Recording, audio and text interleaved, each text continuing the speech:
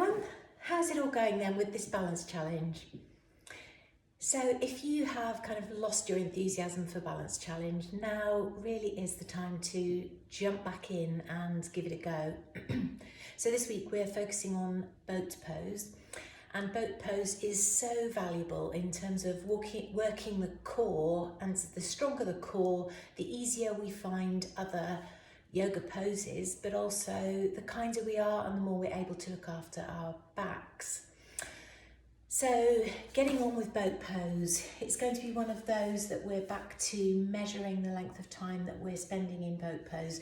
So that might be in terms of the breath, it may be use a clock, it really doesn't matter how you do it, but generally you're looking to build strength in boat pose, strength and stamina. So we start on the floor. This could be on your yoga mat, or I'm going directly on the floor today. And from the floor, I'm just moving away from the camera a little bit.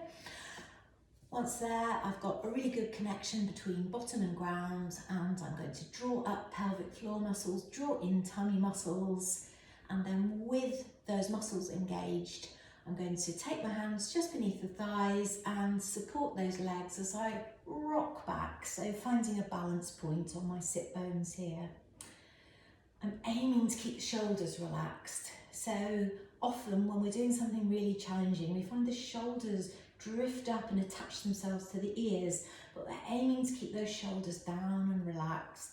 We're aiming to keep the breath smooth, and the smoother the breath, the more relaxed the shoulders, the more we can concentrate on the important muscles. That's those of the pelvic floor and those tummy muscles.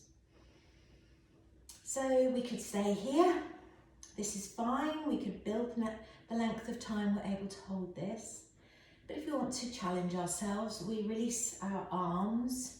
Our arms are our oars. It's always so hard to say. And we breathe away here. And if we want to take this up a notch, we could straighten one leg, draw it back in, straighten the other, draw that back in. And if we want to work harder still, then we straighten both legs. Hold it for the right amount of time for you before coming out. So we're trying to build up the amount of time that we spend in the pose over 7 days of the week. If we go all out and spend too long in the boat pose on day one, then those muscles might be a bit tender and be complaining the next day, and it might not be possible to practice. So stay within your limits, just gradually increase the amount of time you spend in boat pose. Enjoy.